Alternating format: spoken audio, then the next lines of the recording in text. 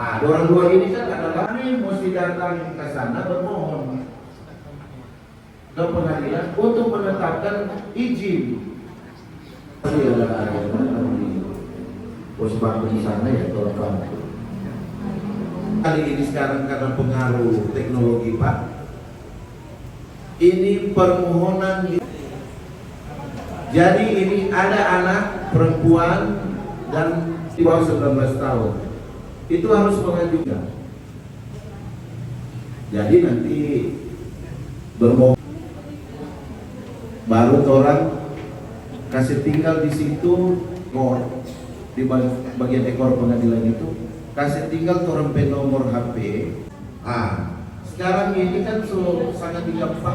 Jadi kalau ingin tahu tanya Pak Om Google. Jam belum ini. Makanya itu kita bilang ke teman-teman yang ada di pos vakum, orang bantu per orang. Karena orang ini pikir. Jadi pos vakum ini mungkin ya masyarakat kan banyak merindukan ini kehadiran orang yang biasa-biasa ini yang tidak datang ke sana ke orang. Satu yang datang akte cerai ya kalau dia bicara itu akte ini tergantung berapa banyak bukti ya. Macam perubahan data itu kan akte kelahiran pemohon. Dia mau ikut mana ini, dia merubah data. Apakah dia mau ikut ijazah? Kan misalnya dia nama Neti contoh. Pasti dalam proses konsultasi pengajuan permohonan itu kemarin Pak Ibu ada tangan urusannya di mahkamah. Biasanya dorong masuk. Jadi informasi bahwa ini bila mana ada warga masyarakat yang mau urus dispensasi nikah, dorong PAM. Jadi jangan dulu tentukan tanggal mau kawin. Ada kan begini Pak, datang Pak Paul, dispensasi nikah mau dispensasi nikah mau urus dia. Pak, orang kok minggu depan semua kawin? Ini boleh. Karena orang kan tadi kita terangkan, DPR sidang itu Mahkamah Agung yang menentukan. Beda dulu, belum ada sistem informasi Mahkamah Agung ini. Orang bawa hari ini untuk daftar manual, orang tentukan besok itu ke sidang. Itu dulu. Kalau sekarang sistem informasi Mahkamah Agung sih Mas, itu ditentukan lewat Mahkamah Agung. Kirim kembali ke Pengadilan Negeri Manado, kemudian Pengadilan Negeri Manado menetapkan hakim yang akan menyidangkan. Karena ini kebanyakan begitu. Seperti yang dijelaskan oleh Bapak Advokat, baik cerai, permohonan ganti nama, rubah data itu 100 sampai 120 itu yang masuk ke kami, belum yang ke pengacara-pengacara yang lain. Jadi memang apa yang dijelaskan oleh Pak Advokat Paul Manusu tadi itu adalah hal yang selalu terjadi. Sudah ada di tangan Bapak Ibu, ini brosur yang kami susun. Ini sangat penting manakala warga masyarakat membutuhkan ini. Nah, kemudian saya lanjutkan, bisa Bapak Ibu pantau lewat penelusuran perkara pengadilan. Bapak Ibu ada handphone, silakan browsing, cari Google sama-sama sekarang supaya ke depan boleh Bapak Ibu bisa menggunakan itu. Yang pertama adalah terkait dengan sistem penelusuran perkara, baik pidana, perdata, tata negara, perkara pidana, perdata, dan tipikor.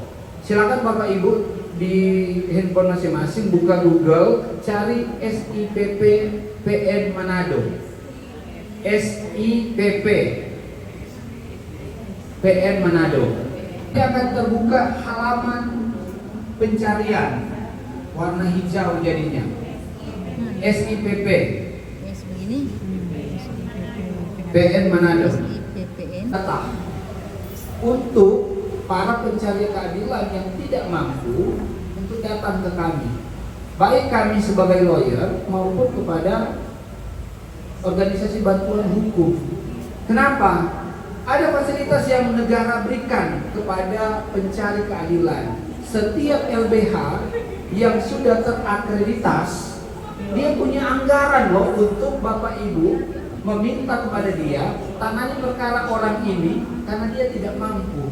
Negara sudah menyediakan itu. Tinggal akses kita, apakah kita tahu atau tidak, itu yang penting untuk kami sosialisasikan. Bahwa di Manado kan setiap kota kabupaten ada LBH yang terakreditas. Di Manado itu sekarang ada 7, kalau tidak salah, ada 7 lembaga bantuan hukum. Yang mana lembaga bantuan ini wajib ya memberikan bantuan hukum secara gratis kepada pencari keadilan yang tadi punya apa?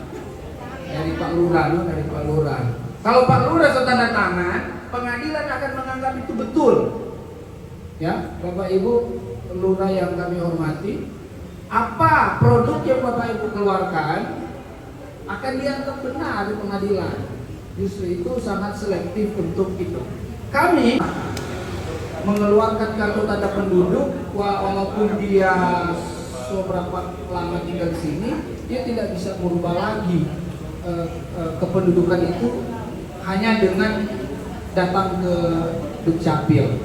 Ada banyak proses. Dia harus lepas alamat dia di daerah asal untuk dia tinggal di sini. Itu yang penting sekali Bapak Ibu, karena juga terkait dengan gugatan.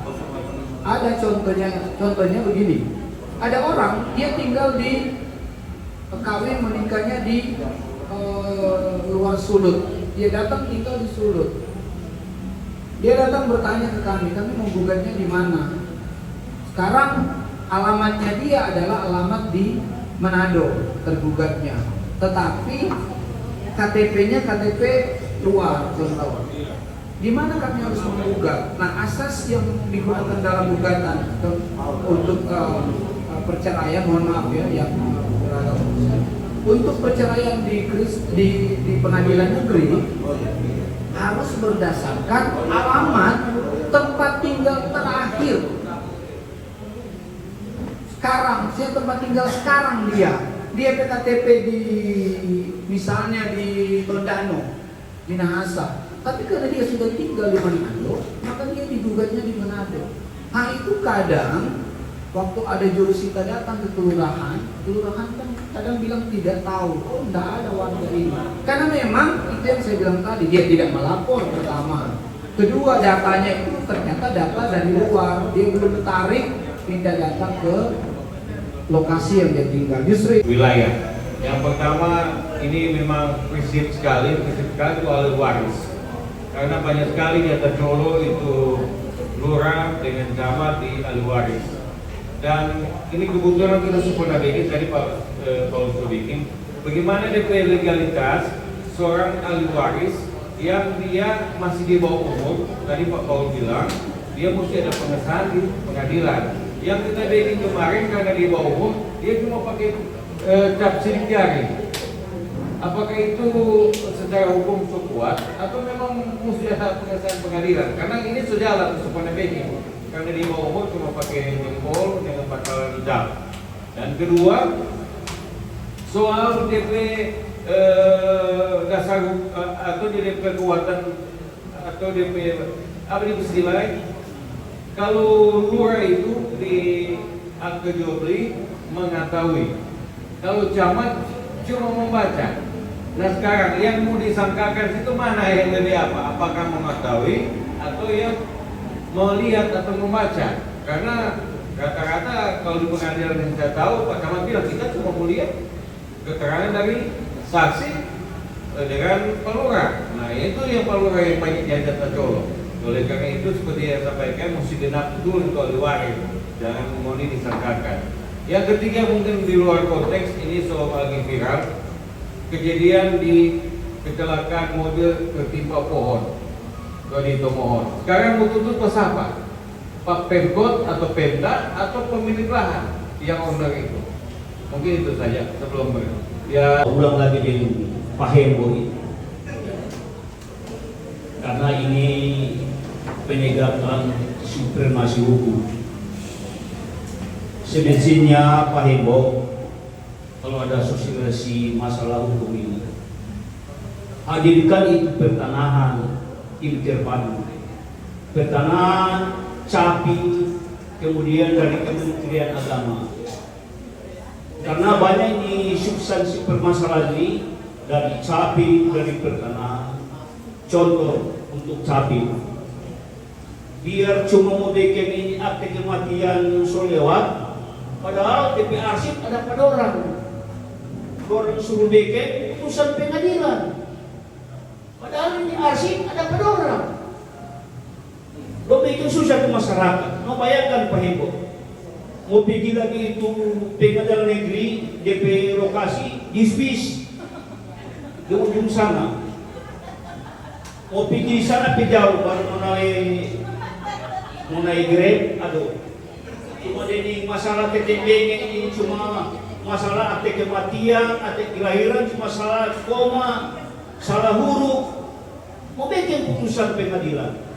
Itu undang dicapil. Kecamatan Bapak Ibu Lurah dan teman-teman ketua lingkungan dan THR. Tadi Pak Feris Paul banyak sebut tapi nama. Karena memang beliau adalah warga saya di lingkungan 3. Saya ingin menyampaikan sedikit dulu, beliau ini adalah kontraktor. Bapak Ibu Lurah tahu sekali Pak beliau. Proyeknya miliaran.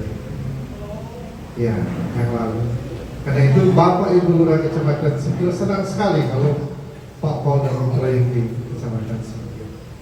Dan beliau juga pernah, setahu saya, mencalonkan diri kalau tidak salah menjadi calon bupati Sitaro dulu ya. Yang lalu. Tapi jatuhnya di Pusbatu. Baik Bapak Ibu, ini di gereja Pak. Ada yang tua membacanya tapi susah. Pertama dari kendala adalah biaya. Yang kedua, tidak bisa masuk di sistem kalau demi. Tidak bisa masuk di sistem kalau suami istrinya belum nikah. Nah itu kendalanya. Kehadiran Puspakom di sini barangkali lebih mengerti dan memahami kami bahwa dia nanti tolong sosialisasi baik di tingkatan masyarakat maupun di lingkungan gereja. Kemudian yang kedua Pak Paul, kalau DP calon cerai ini kalau dia masih muda kompasum, terasa mungkin lebih murah DP harga. Kalau jatuh Pak Feris Paul manusia.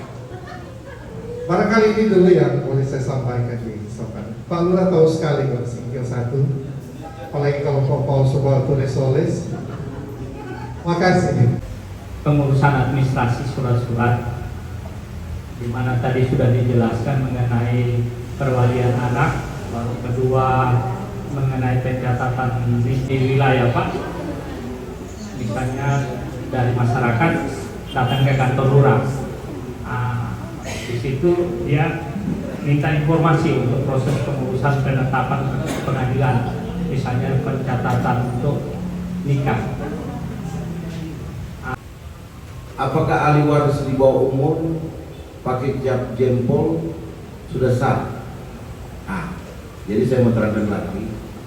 Itu kan orang kecamatan itu mengeluarkan surat keterangan ahli waris. Misalnya yang meninggal DP suami, DP mama, kemudian istrinya, kemudian anak di bawah umur. Dorang kan minta obatan tangan berarti cap, ya kan? Nah, Pak C lurah camat cuma sampai di SKW. Persoalan mau diterima pencairan di bank misalnya, atau mau jual rumah, itu kan nanti. Itu harus ada penetapan. Jadi kalau anak di bawah umur wajar dia minta tanda tangan cap jempol.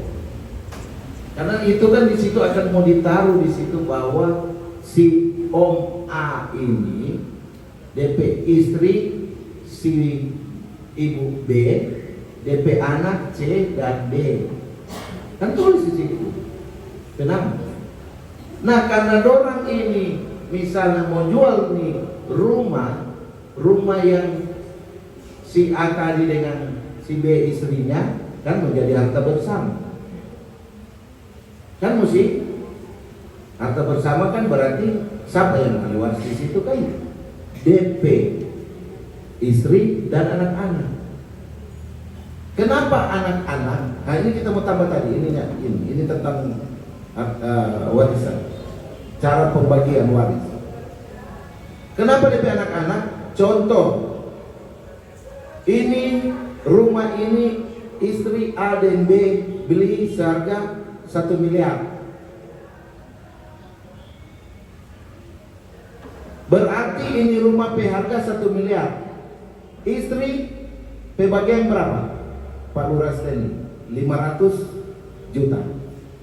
DP Pak Itua berapa? DP 500 juta. Karena 1 miliar. Sekarang DP Pak Itua meninggal. Berarti yang dibagi adalah milik DP Pak Itua yang 500. Jadi berbagi 3.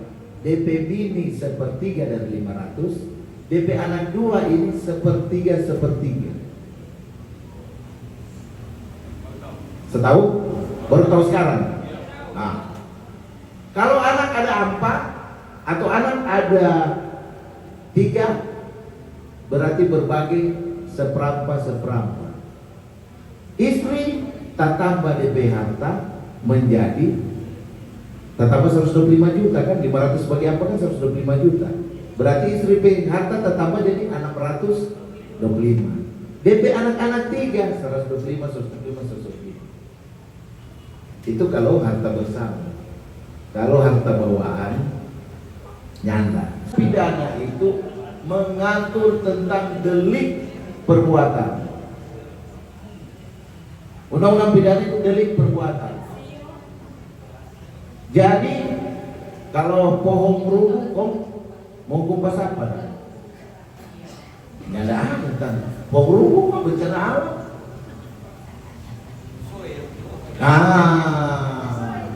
Kan kejadian itu di wilayah ini Hotel Inn sini Metropol, kan pohon rubuh itu di Oto-Oto. Tuh, kan ada berapa auto parkir itu pohon rubuh. Nah, itu kan kalau pidana perbuatan. Jadi siapa yang berbuat dia bertanggung jawab. Kecuali ada DP kecuali. Pak Sek dan sensor potong tuh pohon di pinggir jalan, kok dia rubuh kena. Itu secara pidana DP nama culpa, kelalaian yang menyebabkan rusak atau matinya korban. Terus sama dengan kasih kuliah ini. Warga yang ada di lingkungan pelayanan kerja saya, perempuan masyarakat di satu lingkungan 2, kemudian laki-laki dari bagian Sitaro. Ketika dia mau ngurus pindah kemana, bolehkah dia punya perceraian itu diproses di Kota Manado? Itu yang menjadi pertanyaan. Atau apakah harus ke Sitaro? Karena dia sudah berdomisili di wilayah Singkil 1 lingkungan 2. Terima kasih. Sekarang yang mau gugat, contoh ya, kita kasih contoh. Yang mau gugat perempuan, dia tinggal di Manado atau dia di mana saja. Pengadilan yang punya hak kompetensi untuk mengadilkan itu, di mana tuh alamat tergugat. Contoh, tadi dia di Sitaro, mau gugat pada dia laki di Sitaro, orang kawin di Manado, dia sekarang tinggal Sitaro. Berarti pengadilan negeri tahunan dia mesti daftar tuh perkara itu. Begitu juga sebaliknya. Jadi posisi pengadilan itu di mana tempat tinggal tergugat.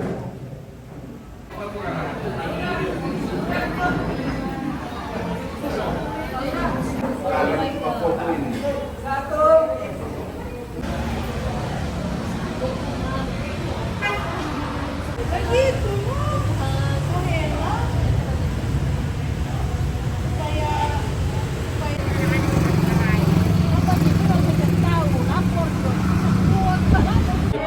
Kecamatan Singgil senang sekali ada kunjungan dari Badan Hukum maupun dari Kota Manado Pengadilan. Kiranya apa yang dapat kami rasakan ini itu boleh kami praktikkan di wilayah atau di kelurahan kami masing-masing, dan tentunya senang sekali dari sekian kecamatan kami boleh dikunjungi oleh tim kuasa hukum atau badan hukum dari Pengadilan Tinggi Manado, dan tentunya harapan ini berkelanjutan, bersinergis dengan kami dan pemerintah Kecamatan Singgil. Jadi begini, ini sosialisasi ini memang program dari Posbakum Pengadilan Negeri Manado. Kemudian kami ini bersama tim turun ke masyarakat. Mengingat ini Kota Manado yang cukup besar, makanya kami itu ke wilayah kecamatan supaya dia merangkul ke kelurahan-kelurahan yang di bawahnya dia, sehingga kami bisa mencapai target yang seperti apa yang kami targetkan untuk program sosialisasi hukum di Kota Manado.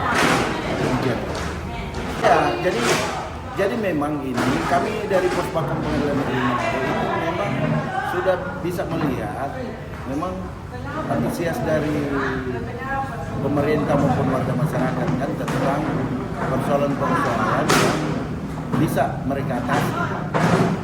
Kemudian ini kan dari kepala lingkungan biasanya di kelurahan itu, baik kelurahan maupun kepala lingkungan, biasanya ada kan warga-warga masyarakat itu menanyakan hal-hal yang berkaitan dengan hukum, terutama tentang yang kita sosialisasikan tadi adalah tentang bagaimana mengajukan surat permohonan, syarat-syarat apa saja. Yang banyak ini kan bagaimana untuk merubah data. Nah, itu mungkin ada KTP yang salah huruf atau ijazah yang salah, ya itu harus dilakukan permohonan, mengajukan permohonan Pengadilan Negeri Manado. Ya itulah gunanya Pospakum itu untuk membantu masyarakat mencari keadilan supaya mereka itu bisa terbantu.